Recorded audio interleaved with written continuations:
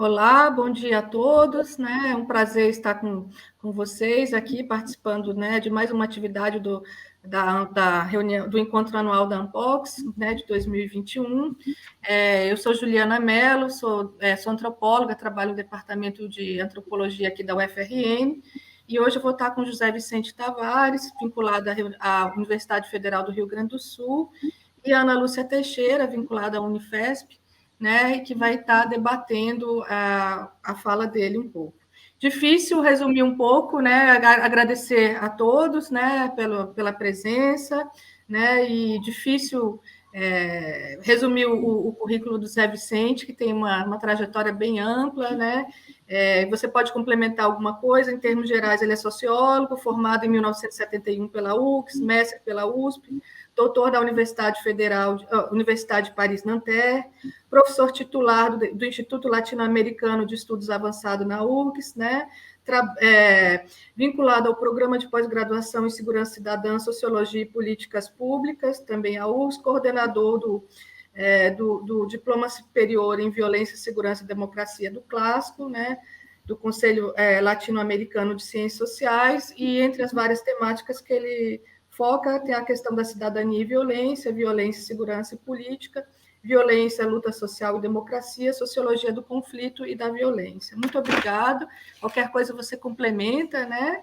Ana Lúcia Teixeira, que vai debater, que vai apresentar os comentários à fala dele, é graduada pela USP, e também com mestrado e doutorado pela USP, professora de Sociologia da Universidade Federal de São Paulo, Unifesp, vinculada ao PEGAS também da mesma instituição, e tem também uma trajetória, se ela quiser complementar alguma coisa, mas tem como foco de pesquisa sociologia das artes, da literatura, dos mundos periféricos, literatura e política. Mais uma vez, muito obrigada, né? E aí eu passo a palavra para o José Vicente Tavares, e é isso, vamos escutá-lo. Obrigada. Muito agradecido, Juliana, por essas palavras. Muito agradecido, Ana Lúcia, por aqui estar. Eu quero agradecer à diretoria da Ampox, a figura da André Botelho, esse convite. E é um prazer poder conversar um pouco sobre o meu tema será o romance da violência na modernidade tardia. Eu vou fazer uma primeira digressão sobre o que é o romance na relação de sociologia e literatura, o que seria, o que tem sido mais de um século a sociologia do romance, para depois mostrar a novidade em termos de gênero literário do que eu venho a propor como o romance da violência, que é uma forma de diferenciação do romance policial clássico desde o século XIX. Então, para começar, vejam que a relação entre sociologia e literatura sempre foi de conflito e complementariedades. Sabemos que a sociologia se constituiu por meio de um difícil diálogo entre várias culturas. A literatura realista, a ciência darwiniana, como disse Le Peniers, ou porque os romancistas se viam como sociólogos, até mesmo que a narrativa romanesca era muito mais que uma descrição. Lembre que o romance realista de Balzac, Dickens, Stendhal, Flaubert, até Zola, nesses escritores aparecia a ambição de reconstruir social historicamente a comédia humana. Um grande autor nessa linha, Auerbach, sempre dizia que a empreitada literária era abrangente no romance realista. Vejam que uma outra face dessa complementariedade data do final do século XIX, quando se consolidou uma nova episteme acerca do conhecimento do real e das realidades que o configuram. Uma grande obra de Boltanski. Compartilhar essa empreitada, diz o Boltanski, a psicanálise, a sociologia e o romance policial, inclusive ele analisa Georges Simenon. Ou seja, havia um desafio como compreender a comédia humana, seja por vias de descobrir o inconsciente, o fetichismo da mercadoria, ou o enigma da modernidade. São vários caminhos pelos quais sociologia e literatura aparecem nas encruzilhadas da imaginação sociológica. E sabemos que a sociologia do romance parte de uma questão clássica na cultura ocidental, desde Aristóteles, quando este analisa as diferenças entre a epopeia e a tragédia, e aí ele vai firmar os conceitos de mímice, catarse, do equivalente possível, da verossimilhança, como os vários autores assinalaram. Comecemos um pouco para lembrar o romance. Talvez todos tenhamos lido romance, né, desde, pelo menos, a adolescência, ou pelo menos para o vestibular. Vejam que essa emergência da forma romanesca, desde o século XVIII, aparece desde logo no romance de aventura inglês, Defoe, Hilferman, né? É uma das primeiras expressões da sociedade do indivíduo, que viria a se concretizar na Revolução Francesa, seja pela emergência de uma socialidade dos de baixo, terceiro estado, seja pela grande figura de Napoleão Bonaparte, e ambas trajetórias vão se expressar nos grandes romances do real do século XIX, como dizia o Dubois. Portanto, o conteúdo da forma romanesca compunha-se por um enigma social, com abrangência e detalhe, o que o credenciava como conhecimento e meio para transformar o mundo, eivado de historicidade e de uma temporalidade. Portanto, o romance efetivava um modo de reconstrução do objeto social, marcado pelo pluringuismo em um contorno de uma grande narrativa.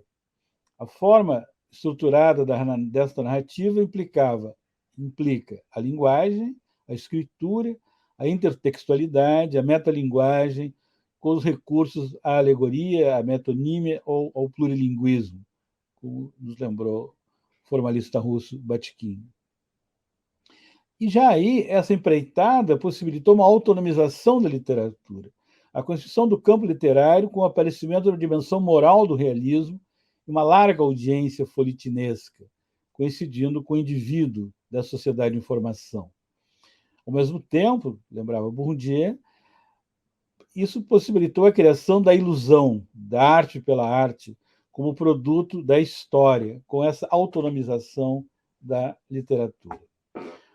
O romance é um gênero em desenvolvimento, seu inacabamento, sua fluidez conformaram essa nova sensibilidade. Ou seja, o presente como história, como invenção livre, como ficção, ainda que suas coordenadas temporais sempre apontassem um horizonte inacabado, nos lembrava o professor Bose, salientando a necessidade da complementariedade de uma análise psicológica e sociológica do romance.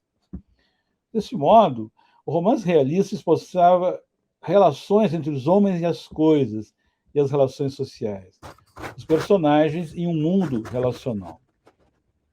Os escritores sempre traziam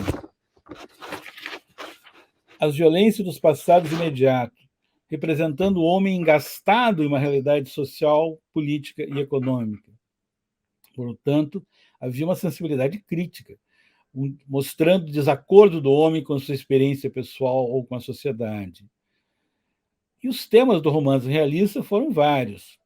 O sexo e a regulação social das relações eróticas, o dinheiro e o poder, a violência, o crime e a punição.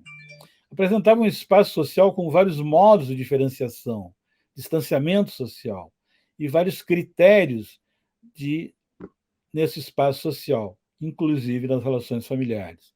Aí vários temas, né?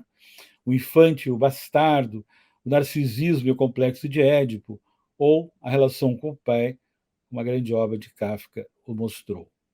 Em outras palavras, o romance retratou desde o começo conflitos individuais e vida cotidiana, às vezes dirigindo-se aos outsiders, indivíduos fora da sociedade. Portanto, o romance favoreceu o tratamento de problemas interiores, de conflitos interiores. Ou seja, Auerbach nos lembra, o romance foi caracterizado por deslocamentos e mediações, expressando-se uma mímice da realidade social. E aí aparece essa presença da literatura. Nossa sociedade moderna possibilitou a emergência de uma sociologia do romance com seus vários autores, né? De Lucas a Goldman, até os brasileiros, Antônio Cândido, Robert Schwartz, Lilian Schwartz, Eduardo Botelho, Ana Teixeira, Enio Passani e outros. Vamos um pouco lembrar essa sociologia do romance, até porque eu acho que ela tem sido um pouco desprezada, seja em congressos nacionais ou mundiais de sociologia. Eu tenho reparado uma escassa presença da sociologia do romance. Eu gostaria, então, de fazer uma retomada e até um convite a que tantos outros dela participem. O conteúdo da forma romanesca compunha-se por um enigma social, uma abrangência e detalhe, o que o credenciava como conhecimento e meio para transformar o mundo. O eixo do enigma seria a presença da crueldade nas formas romanescas. Em termos dos personagens, o Novo Sentido produziu diversas personificações daquilo que Lukács chamou o herói problemático. A sociologia do romance é, portanto, a reconstrução das homologias entre a sociedade e a forma romanesca. Uma nova relação entre conteúdo e forma, entre literatura e sociedade. Só que o romance sempre será marcado pela ambiguidade. É uma nova sensibilidade e uma estilística sociológica de vozes sociais ou imaginárias. Aí uma ruptura e um dilaceramento entre o mundo contingente e o indivíduo problemático. E aí o romance talvez seja similar às explicações sociológicas desde o século XIX. Aí encontramos a intertextualidade e um diálogo universal entre diversas sociedades, diversas épocas, diversas vozes. Mas nós poderíamos talvez sintetizar a sociologia do romance em algumas proposições. Primeiro, e obviamente seguindo aqui os autores que eu mencionei, Goldman, Celso Frederico e tantos outros, Lukács, etc. Homologia, primeira proposição seria homologia de estruturas com a liberdade individual, ou seja, um equilíbrio entre o sujeito da ação literária e o objeto social no qual ele age. Segunda proposição seria que a relação entre a forma romanesca e a estrutura do meio social se estabelece pelo escritor, que é o indivíduo que consegue criar um universo imaginário, porém plausível, homólogo às estruturas mentais de certos grupos sociais. Terceira seria o estudo sociológico, estrutural e genético, transpondo para a literatura os dois movimentos de compreensão e de explicação. Um quarto seria a categoria de mediação, que é fundamental, né? Pois se interpõe entre a vida econômica da sociedade e as criações culturais. A passagem pela mímese consiste em perceber essa figuração da sociedade e do indivíduo, uma vez que a obra literária expressa a consciência possível, e a consciência de um sujeito enquanto individualização de uma complexa rede de interações entre vários indivíduos, grupos ou classes sociais. Trata-se de estudar a correspondência entre a unidade expressa pela criação cultural, pelo artista ou pelo escritor, e a evolução da estrutura de uma determinada sociedade. Ou seja, a passagem pela mímese consiste em perceber a figuração da sociedade e do indivíduo. Uma quinta proposição nos leva a perceber que o romance novecentista produziu diversas personificações do herói problemático, a grande figura do Lukács, né? Desvelando rupturas entre o herói e a sociedade. Estamos diante de um mundo secular, nos quais os personagens vivenciam a finitude, num mundo desencantado, como o romance policial desde Edgar Allan Poe sinalizou. Portanto, a figuração literária parece plena de complexidade e densidade entre o social e o sujeito. E, finalmente, nós podemos caracterizar o romance como a epopeia trágica, na qual a totalidade da vida ainda apresenta uma busca de totalização, possivelmente oculta, processual, inconclusa. Ou seja, o herói problemático é demoníaco. O herói problemático se debate entre as tarefas de tentar realizar valores em um universo social hostil, um dilaceramento entre indivíduo e sociedade. Enfim, dentro das representações coletivas que constituem a modernidade, encontramos o crime e a violência nos romances de aventura, ou nos romances do real. No romance policial, ou na fotografia, desde o século XIX, assim como no jornalismo literário, já no século XX, ou os escritos de testemunhos de personagens durante ditaduras. E, afinal, o que eu vou propor é que o romance da violência parece com uma grande expressão do século XXI. Lembrando aqui Hobsbawm, que esse século XXI teria começado em 1991, com o fim da era dos extremos, né? Estamos numa era de mundialização de conflitualidades. Então, chegamos ao meu terceiro ponto, que é o romance da violência. Ora, a presença da violência na sociedade brasileira, em diversas modalidades, tem sido objeto de estudos há mais de um século nas ciências sociais, desde os chamados intérpretes do Brasil até autores contemporâneos.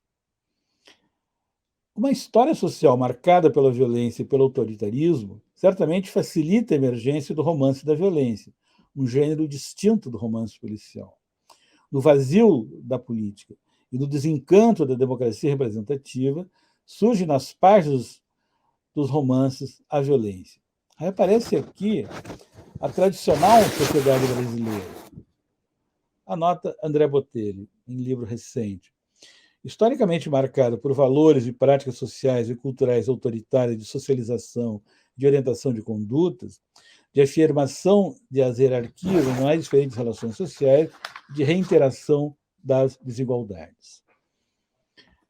Lembramos um pouco. O romance policial no Brasil data do início do século XX. Sua origem também foi o folhetim, um mistério de 4 autores, Afrânio Peixoto, Viriato Corrêa, Medeiros Albuquerque e Coelho Neto, publicado em 1920. Medeiros Albuquerque depois foi para a Academia Brasileira de Letras. Esse romance mistério, marcado pela ironia e por uma paródia do sistema judiciário policial. O detetive era o Major Melo Bandeira, investigador trapalhão, que sucumbe por amores a uma suspeita, suicidando-se depois. Uma grande historiadora do romance policial no Brasil, Raimon, o anota. Estávamos presenciando o romance do Enigma, no qual o personagem central é um decifrador da realidade, como o grande Fernando Pessoa escreveu nas suas novelas policiárias, como ele o faz e o diz. É claro que para chegar ao meu objeto, que é a proposição do romance da violência como um novo gênero na América Latina, eu vou passar, não poderei detalhar aqui, infelizmente, por um conjunto de autores. Os brasileiros Rubem Fonseca, Luiz Alfredo Garcia Rosa e Patrícia Mello, os argentinos Ricardo Piglia e Ernesto Malo, o chileno Ramon Dias de Torovic, os peruanos Miguel Gutiérrez e Santiago Roncagliolo, os colombianos Gabriel Garcia Marques, Fernando Valerro, Jorge Franco, João Gabriel Vasque e Laura Restrepo, a costarricense Ana Cristina Rossi e os mexicanos Carlos Fuentes, Almer Mendonça e Guilherme Arriaga. Todos eles tendo publicado livros a partir de 1990. Lembramos que o grande crítico Todorov elaborou um resumo das regras de Van Dine, de 1928, sobre o romance policial, estabelecendo as diferenças entre o romance do Enigma, aquele que era o grande romance de Poe, Sherlock Holmes, Agatha Christie, que continua até hoje, D.G. James, etc., ou Tony Bellotto no Brasil, ou Rafael Montes, e o roman noir, ou o hard boiled, né? Aquele romance que datado dos anos 30 da seção norte-americana, de grandes autores como Hammett, Chandler e vários outros.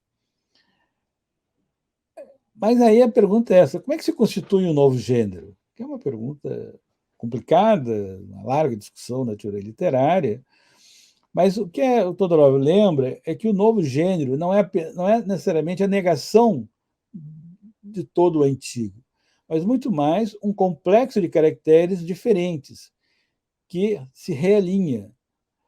Isso veio dos formalistas russos, sem a preocupação de formar com o primeiro um conjunto harmonioso. E aí nós podemos trabalhar com as propriedades morfológicas desses 3 tipos: romance do enigma, roman noir e o romance da violência. Nós sabemos, desde Kafka e o Nouveau Roman Français, que o personagem do anti-herói pode ser analisado como expressão de uma rebelião que traz o conflito social para o centro da figuração literária.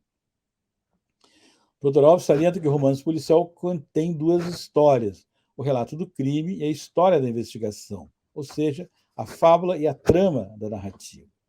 Já o roman noir, dos norte-americanos dos anos 30, até chegar a Jean-Patrick Manchette, na França dos anos 60, é um romance que funde duas histórias. A narrativa coincide com a ação, pois nenhum roman noir é apresentado com uma forma de memória. Já no romance da violência, é possível observar os agentes dos poderes, macro e micro, em ação, os capitalistas e os políticos. E os políticos, muitas vezes, exercem o seu poder seguindo várias regras do mercado, da corrupção e da brutalidade. E aí há a repetição de alguns traços: a violência difusa, a crueldade, a fragmentação do espaço social e o dilaceramento do corpo. No romance da violência, a trama inclui agora mais do que um assassinato, que antes eram apresentadas nas páginas iniciais de, por exemplo, Agatha Christie. Né? Ao longo dos capítulos, os autores apresentam uma série de assassinatos, de torturas, de esquartejamentos, o mundo do narcotráfico, o mundo das vidas abreviadas, como a grande antropóloga Alba Jaluar nos explicou. Aqui o conflito social se desloca para o centro da figuração literária. Os agentes do ilegalismo passam a ser personagens legítimos, e há vários outros personagens.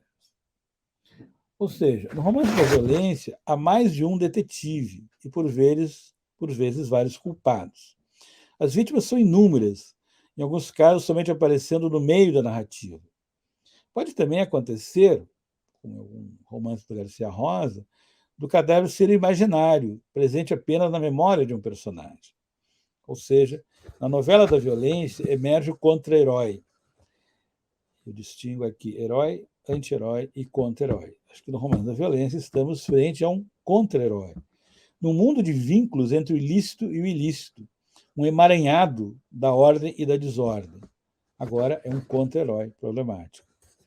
Porém, há sempre uma morte anunciada, há vidas abreviadas em uma espiral de vinganças, de uma justiça restitutiva. E os personagens das organizações criminosas aparecem exercendo uma dominação brutal, ainda que às vezes em alguns romances, como Fernando Valerro, permaneçam invisíveis. Lembramos que no romance do Enigma, o detetive era único, às vezes acompanhado de um coadjuvante, o Dr. Watson, por exemplo, que exercia uma lógica indutiva dedutiva. Desde logo aparece a vítima e o culpado é um criminoso amador. O detetive privado é um herói que restaura a ordem social que fora ameaçada pelo crime, como a grande história do romance policial de Ernest Mandel. As Delícias do Crime, se intitula o livro. Né? No romance noir, já surge mais de um detetive, inclusive alguns policiais. Mas esses detetives já são mais vulneráveis. Talvez vocês estejam vendo nas séries Wallander, né? Do Mencken, um grande romancista sueco. Esses aqui são detetives já falíveis, às vezes cedem o álcool, ou cedem a paixões, né? Amores fugidios. E há mais de um criminoso, já mais profissionais. Portanto, o detetive aqui era um herói problemático, vulnerável. Ele é ferido, espancado, ele arrisca a vida. No romance da violência, algo distinto.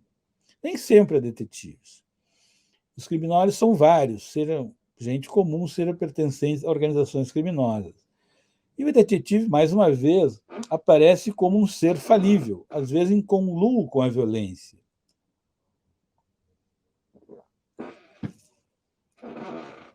Em outras palavras, há uma série de outros personagens. O detetive, o policial detetive, os políticos, os membros de gangue, assassinos masculinos e femininos, pistoleiros, sicários, como se diz em espanhol, e membros do crime organizado. Os sicários é tema da grande obra de César Barreira, sabemos. Né? Também aparece uma massa difusa de classes populares, de pessoas pobres, de classe baixa, às vezes vivendo em bairros populares, ou em favelas, ou em desabrigados, populações moradoras na rua, né? Mas o nome dos personagens também é elíptico, às vezes inexistente. Estamos diante de um contra-herói problemático e muitas vezes anônimo. E quando a figura é feminina, há algumas diferenças. O detetive clássico é misógino, sendo a mulher um ente distante. Já o roman noir, aliás, o nome vem dos filmes de Hollywood que Hamlet e Chandler eram roteiristas, né, nos anos 30. Nesses roman noir, ou nesses filmes noir, aparece a figura da femme fatale, imortalizada pelas divas de Hollywood, aquelas mulheres vestidas de seda negra, com um comportamento irresistíveis, protagonizando, por vezes, um amor muito corpóreo. Atualmente, no romance da violência, a mulher é ambígua, ora vítima, ora poderosa, inclusive presente no narcotráfico. Os personagens femininos, além de serem vítimas, na sua maioria, mas também começam a ter um papel de destaque nas hierarquias das organizações criminosas, muitas vezes sucedendo a chefes que foram mortos ou aprisionados. A grande referência é a Reina del Sur, daquele grande romancista espanhol, né? Nos Estados Unidos, elas são denominadas de rainha, no México, de capisas, e no Brasil, de patroas. Sobre os temas, no roman noir predominavam o dinheiro e o sexo. Agora, no caso da violência, o sexo é brutalizado, o dinheiro provindo do ilícito. E os componentes da narrativa também diferem. São orientadores da ação criminosa o dinheiro, o poder, a brutalidade e o sexo. Esse, muitas vezes, um sexo de amores fugidios, né? Em compensação, as explicações fantásticas, as descrições e análises psicológicas continuam balidas. E não há muita surpresa nas últimas páginas. As descrições são feitas com cinismo.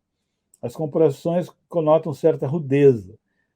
Há aqui um estilo literário que Alfredo Bós denominou do brutalismo, analogia com a arquitetura brutalista, que diz muito sobre a forma literária desse romance da violência. Antigamente havia a regra de que o culpado não deveria ser um criminoso profissional, tampouco um detetive, deveria matar por razões pessoais. Agora, no romance da violência, tanto aparece o assassino amador, que mata por razões passionais, mas também o matador por encomenda, como dizia César Barreira, vinculado a negócios ilícitos, né? Ou os sicários, em espanhol. Por outro lado, entre os personagens, desenvolve-se um processo de socialização pela violência, no qual torna-se um eixo da vida cotidiana.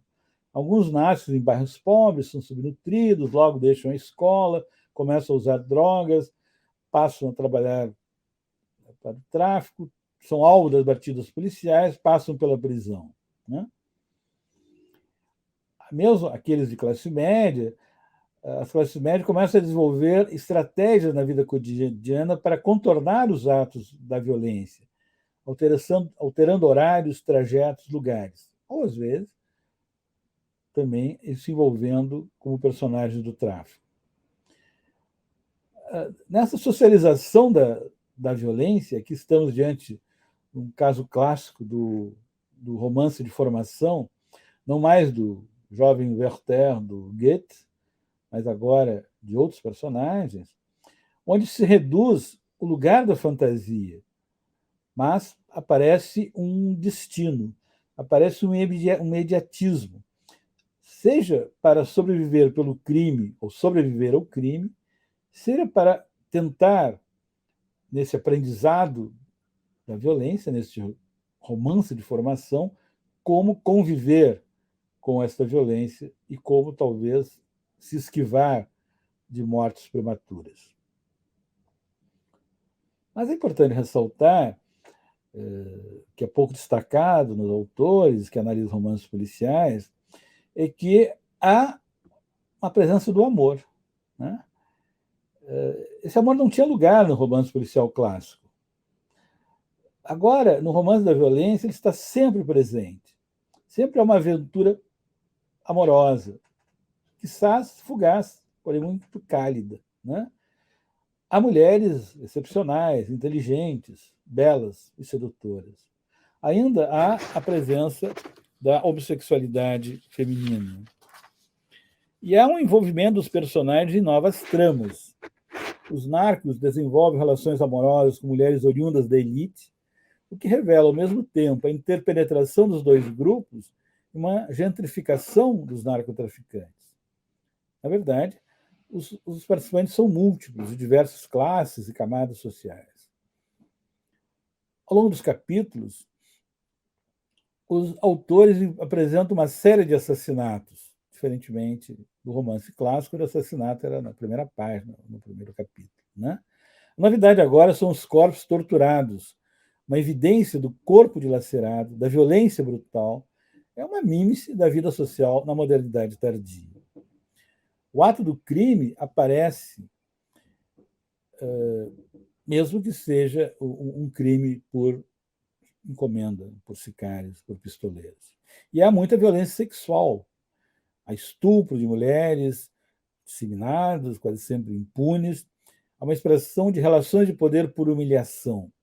Ou seja, vários personagens vêm a exercer uma violência brutalizada, com todo um componente de ressentimento, como aparece nos contos de Rubem Fonseca, né? A regra dizia que no romance policial tudo deveria ser explicado de um modo racional. O fantástico não seria admitido. Aqui já aparece uma antinomia nova, onde razão e imaginação, onde trabalhar com indícios ou com a fantasia aparecem. Há uma luta constante entre razão e imaginação. Uma por outra, que o Boltanski vai situar esse desvelamento das irrealidades do real no final do século XIX, essa nova episteme que acompanha a descoberta do inconsciente, a descoberta do social e a descoberta dos enigmas pelo romance policial. Mas no romance policial clássico não haveria lugar para descrições nem para análises psicológicas. Ao contrário, agora, no romance da violência, a possibilidade da loucura está sempre presente. A razão e desrazão aparecem. Uma por outra, que esses romances da violência são um pós-boom, um pós-realismo mágico. Mas aqueles vários componentes do real maravilhoso latino-americano muitas vezes estão presentes, né? A lógica social, então, apresenta dessemelhanças. No Enigma, o valor é o individualismo, ainda eivado dos princípios da sociedade aristocrática que se via corroída pelo dinheiro. No Roman Noir, era o individualismo competitivo, bem como a crise da sociedade americana depois da Grande Depressão e do anticomunismo. Lembre-se que realmente ficou preso 1 ano, né, acusado de atividades subversivas. Nessa época do Roman Noir, o cinismo era muito forte, numa sociedade urbana, pequena às vezes, um pouco maior, outras vezes, sempre muito rude, né? E, portanto, há metamorfoses das violências, né? No romance do Enigma, a violência é individual, nobiliárquica, o mais das vezes pelo uso do envenenamento ou da arma branca, naquele espaço fechado que eram os castelos ou os trens da Agatha Christie, por exemplo. No romance Hard-Boiled, a violência entre indivíduos, marcados pela ação física já, e pelo uso desmedido da arma de fogo. Agora, nos romances da violência, surgem novas formas de violência social. A reiteração do crime violento, os traficantes internacionais, a violência sexual, o estupro de mulheres, a corrupção, a tortura e o assassinato, até o esquartejamento. E aí nós temos a repetição de alguns traços dessa nova forma romanesca. A violência difusa, tanto analisamos na sociologia das conflitualidades, a violência criminal, a crueldade, o dilaceramento do corpo, o tráfico de drogas, de armas ou de pessoas, a violência de gênero. E ressurge a violência política em várias sociedades. É algo muito interessante. Muitas vezes esses romances expressam reconversões das violências. por exemplo, romances dos autores que eu mencionei, da Argentina, do Chile e do Peru. Esses romances expressam personagens que eram esbirros das ditaduras militares, passando a violência criminal, e essa, por sua vez, passa à violência política. Curiosas reconversões.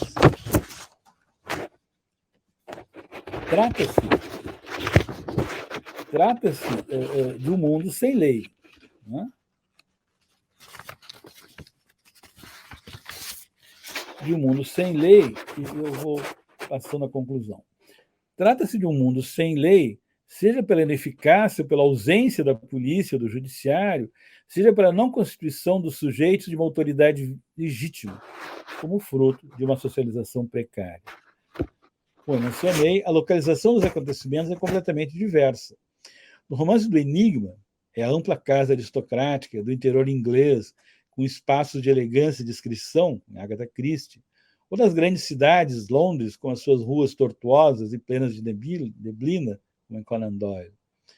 No romance Hard-Boiled, de Hunter e Chandler, é um espaço urbano, mas muitas vezes a pequena cidade degradada com um corpo social patológico.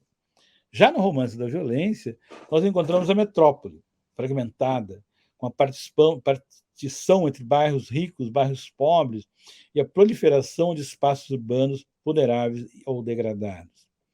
Se nós buscarmos os modos de dominação, lembrando que está Max Weber, em primeiro lugar, nós temos a dominação tradicional no romance clássico, inspirando, inclusive, pela via da produção do imaginário romanesco policial a ser uma dominação tradicional e racional.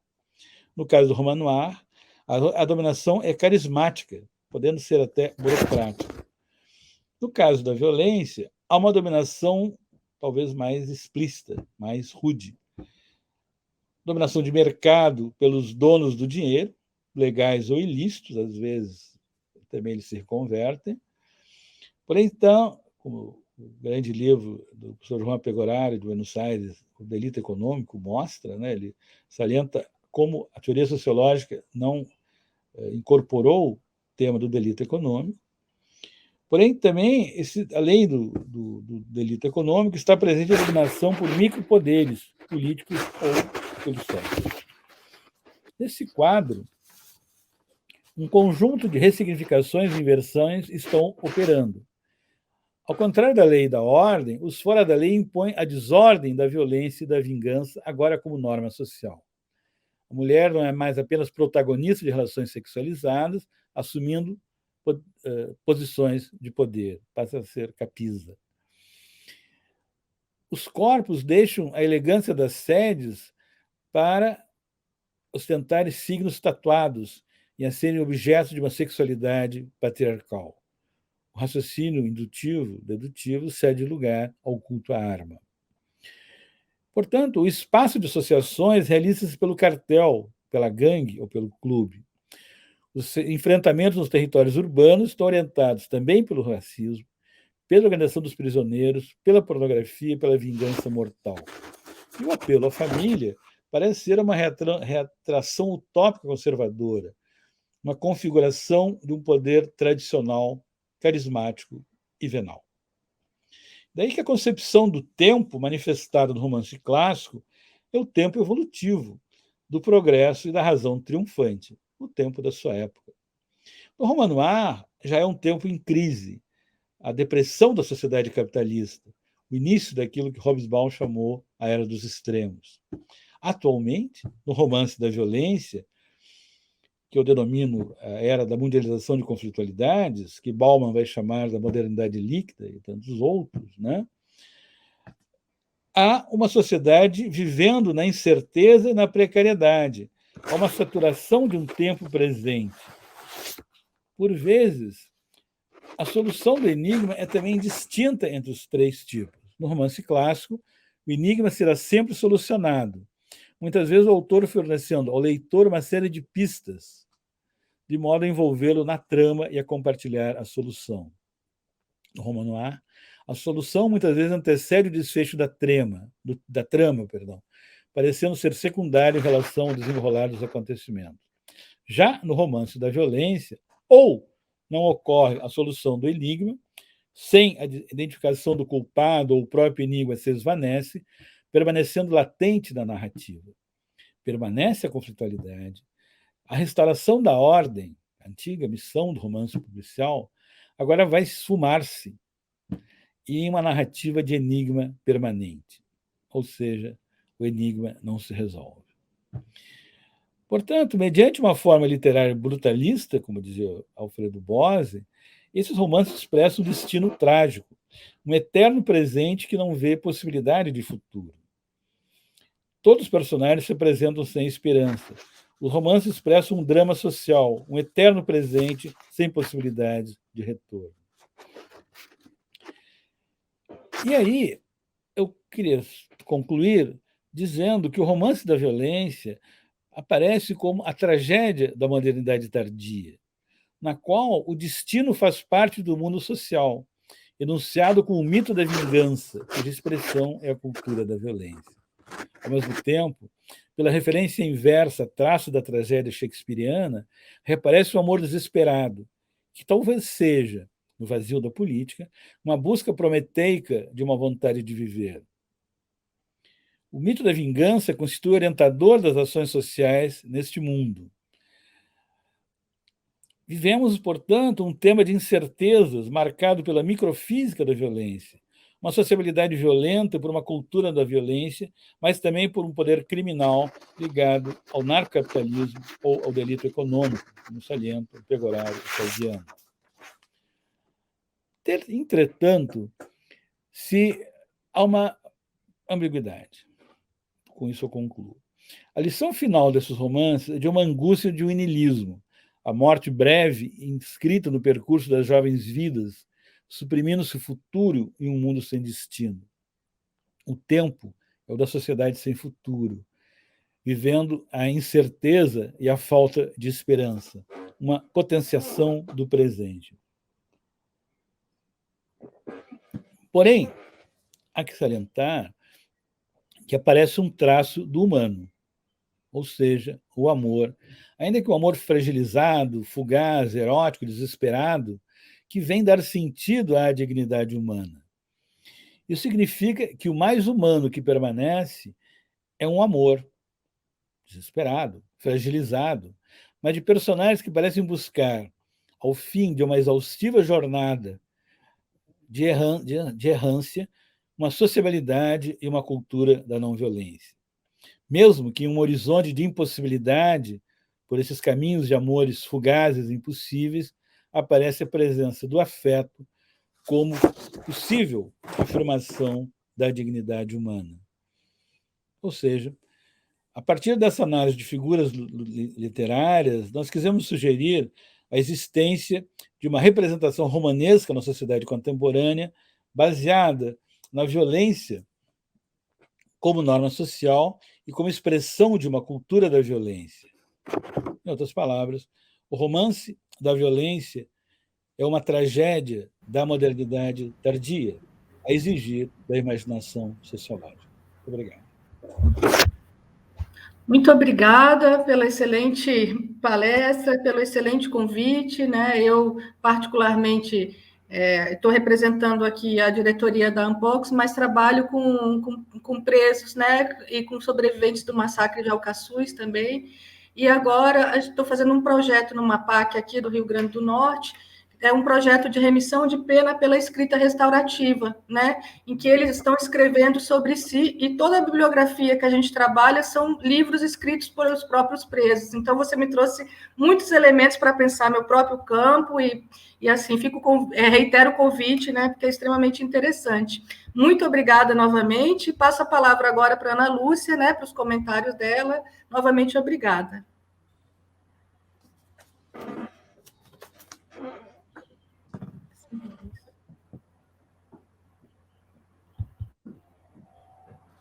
Microfone sempre fechado.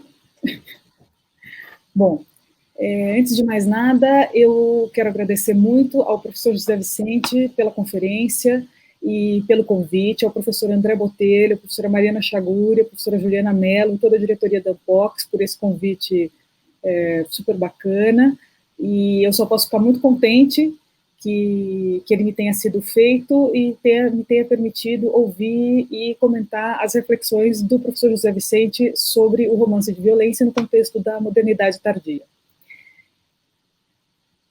Os meus comentários vão ser breves, mas o impacto que a fala do professor José Vicente causou em mim é bastante intenso, me move bastante. Então, no meu ponto de vista, é um trabalho intelectualmente muito criativo, que se apresenta por meio de um olhar que não foi moldado originalmente pela sociologia da literatura, mas que chegou a ela a partir de uma profunda afinidade e de um profundo conhecimento da área da sociologia da violência. Então, essa trajetória traz uma particularidade para o olhar, né, que apanha o seu objeto de um ângulo muito pouco usual e eu acho que traz, de fato, um vigor diferenciado inclusive para os conteúdos, para a mobilização dos conteúdos na condução da análise. Então, eu queria ressaltar, para a gente começar a pensar sobre isso, eu gostaria de ressaltar um trecho logo no início da fala do professor José Vicente, pelo qual ele passa rapidamente, mas que é da maior relevância para que a gente possa consolidar essa interpretação do romance da violência na posição em que o professor José Vicente o coloca para a gente aqui, que é o de ser a tragédia da modernidade tardia. Então, eu me refiro ao momento em que ele trata da possibilidade de que a forma romanesca componha um enigma social e, como tal, alcance o estatuto de conhecimento. Tomando o romance nesses termos, se reconhece o valor epistêmico da literatura, ou seja, reconhece-se que ela é portadora e enunciadora de um saber sobre o mundo social no qual ela é produzida. Isso, claro, não é uma evidência, não é um consenso, não está presente em todas as perspectivas metodológicas que se debruçaram sobre a literatura.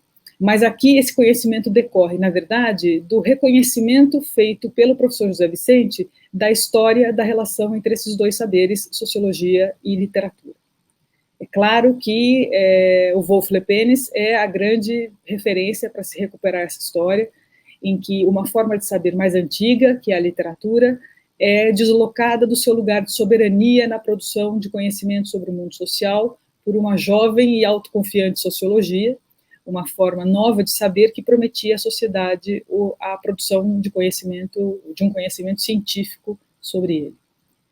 Portanto, essa condição de concorrentes que se deu entre a literatura e a sociologia viria a deixar marcas muito particulares na sociologia da literatura, momento em que a literatura deixa de ser propriamente uma forma de conhecimento para se transformar em objeto sociológico, né?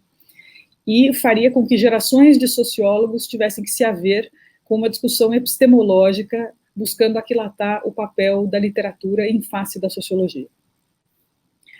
Pois bem, para o professor José Vicente, esse papel é um papel ativo, epistemologicamente desafiante, é transformador do mundo, o que significa que ele carrega consigo também uma praxis social. Aqui, mais uma vez, fica clara a seleção de autores com os quais o professor José Vicente escolhe dialogar. Lukács, Goldman, ou seja, autores da sociologia do romance e, portanto, propositores de uma análise materialista da cultura. Assim, do ponto de vista teórico, essas são as referências primeiras que servem de base à reflexão. Uma perspectiva que busca conectar a obra como manifestação da consciência do indivíduo, que, ao mesmo tempo, está imerso num conjunto de relações que constituem a estrutura social propriamente dita. Essa formulação torna imprescindível tratar do conceito de mediação nos termos em que o professor José Vicente o trata, já que a consideração apenas da obra como expressão cultural da estrutura em que ela surge poderia sugerir uma leitura determinista da cultura em geral e do romance em particular. A consideração do indivíduo como leitor do seu contexto social e da mediação como figura intermediária entre o contexto e a obra coloca a cultura em termos muito distintos de um mero reflexo, resguardando no movimento analítico um espaço de criação e transformação sociais daquilo que está dado na dimensão da estrutura. Isso me faz pensar a respeito da transposição de categorias da modernidade para a modernidade tardia. Toda a sociologia do romance é construída sobre uma produção romanesca muito própria do século XIX e início do século XX, em especial os romances realista e naturalista franceses, como o professor José Vicente bem enfatizou. É muito provocadora e me parece muito pertinente, muito acertada, a proposição de que o romance da violência seja uma espécie de paradigma romanesco do século XXI, que seja a grande tragédia da nossa era. Bem, mas então, o que mudaria do material disponível à análise de Lukács para esse material selecionado pelo professor José Vicente? Antes de mais nada, obviamente, os conteúdos e as formas dos textos, né? Vivemos cercados de diferentes dimensões da violência que não se verificam nessa intensidade nos romances do século XIX, o que, à luz da perspectiva teórica adotada, sugere que as sociedades europeias do século XIX conviviam com níveis menos intensos de violência. Talvez a gente pudesse chegar a essa conclusão. Mas, para além da mudança no binômio forma e conteúdo dos romances, será que algo mais mudou? Será que permanece inalterado o papel do indivíduo como categoria mediadora que transforma os elementos presentes na estrutura social e os vocaliza por meio da obra a partir de uma consciência própria e individualizada, ainda que também ela esteja dentro dos limites que as condições materiais definem? Será que a materialidade da estrutura social possui a mesma capacidade de definir limites para o mundo simbólico que possuía então? A minha questão, na verdade, é simples. Será que os componentes do modelo analítico de Lukács possuem ainda, um século mais tarde, a mesma centralidade que possuíam à época? Eu estou plenamente de acordo com o professor José Vicente, penso que sim, mas, de toda forma, reexaminar o peso e a posição dessas categorias dentro do modelo analítico pode nos ajudar a avançar na definição do próprio conceito de modernidade tardia. Por fim, eu gostaria de chamar a atenção para a escolha do método de análise dos romances proposto pelo professor José Vicente. Então, após a leitura de um vasto número de romances escritos por um número igualmente impressionante de autores de diferentes países, portanto, passando por diversas categorias heterogêneas, diversos romances, diversos autores, diversos contextos, ele os afunila, digamos assim, em 3 categorias diversas que o leitor incauto poderia tomar como idênticas: o romance policial de enigma, o roman noir e o romance de violência. O professor José Vicente perpassa inúmeras características, das mais sutis às mais declaradas, para chegar à formulação de 3 categorias analíticas que operam uma tipologia. Com isso, quero ressaltar o fato de que não se trata de utilizar essas categorias a partir de uma função classificatória muito própria dos estudos positivistas e de alguns marxistas. De forma muito diferente, o professor José Vicente as utiliza de forma tipológica no melhor sentido weberiano, ou seja, abstrai do material literário que selecionou uma lógica racionalizada de funcionamento interno que funciona como tipo. Ainda que Lukács tenha desenvolvido uma tipologia do romance, não me parece lucatiana a forma como o professor José Vicente maneja essa categoria. O tipo, assim como aponta Weber, não seria idêntico a nenhuma das obras individualmente a que ele se refere, mas para compreender cada uma delas, seria necessário aproximá-las do tipo, novamente, uma categoria abstrata e racionalizada, para aquilatar em que aspectos eles se assemelham e em que aspectos se diferenciam, sem os igualar. Só então seria possível imputar significado a essa obra ou produzir uma interpretação sobre ela, que seria incompreensível sem este mecanismo de análise. Trata-se, portanto, da moldagem de uma grade analítica que não possui um fim em si mesma, mas que é meio através do qual a análise pode se desenvolver. Mas se essa formulação metodológica pode ser pensada a partir de uma inspiração weberiana, a forma de exposição é exclusivamente do professor José Vicente, que cria uma tipologia, mas não a apresenta de forma a separar inteiramente os tipos, como fez o Weber, o que os caracteriza integralmente, um de cada vez. Os tipos vão sendo apresentados gradualmente e de forma sempre relacional, contrapondo um mesmo aspecto, por exemplo, o número de detetives ou o tipo de ambientação da trama, em que cada um dos tipos, antes de avançar para o critério seguinte, é comparado com o mesmo critério em tipos diferentes. Isso confere uma dinâmica muito interessante e uma percepção relacional entre os tipos, tornando mais facilmente perceptível a singularidade de cada um deles pela contraface imediata do outro. Então, esses seriam os meus comentários. Eu quero agradecer mais uma vez ao professor José Vicente ao professor André Botelho, à professora Mariana, à professora Juliana e à diretoria da Ampox por esse muito gentil convite que me foi feito. Muito obrigada. Muito obrigada, Ana. Ótimos comentários, agradeço muitíssimo. Agradeço em nome da diretoria da Ampox, convido todos, né, para participarem do 45º encontro, né, e assistirem essa palestra e também as outras atividades. José Vicente, você quer fazer um encerramento, comentar alguma coisa, Ana Lúcia? Eu gostaria muito de agradecer a oportunidade, gostaria de agradecer as palavras da Ana Lúcia, muito arguta, né, mostrando que a sociologia da literatura tem um lugar fundamental na compreensão do mundo, e do mundo presente, obviamente, e eu acho que as palavras dela também nos estimulam, a vários, a mim inclusive, a continuar nessa seara, porque há todo um mundo social, né, a ser desvendado. Eu gosto muito das palavras do Fernando Pessoa, um decifrador. Eu acho que as palavras da Ana Lúcia Teixeira nos convidam a sermos decifradores da sociedade, e certamente a análise da literatura do romance contribui a isso. Apenas agradecer muito e fazer um convite aos nossos ouvintes, aos participantes da Ampox, que leiam romance. Ótimo. Muito obrigada a todos e eu queria dizer só uma coisinha. Claro, desculpa. Só uma coisa, foi nada, imagina. Para quem está interessado no tema da sociologia da violência, eu recomendo muito fortemente essa obra do professor José Vicente, que saiu no ano passado, 2020, O Romance da Violência, Sociologia das Metamorfoses do Romance Policial, é absolutamente imperdível. Era o meu último comentário. Muito obrigada, e obrigado em nome da diretoria da Ampox, e bom encontro para todos, e sigamos os convites, né, tanto para participar da reunião, como para ingressar nesse mundo que é tão rico e tão importante da gente conhecer mais densidade, como vocês colocaram aí. Muito obrigada. Tchau.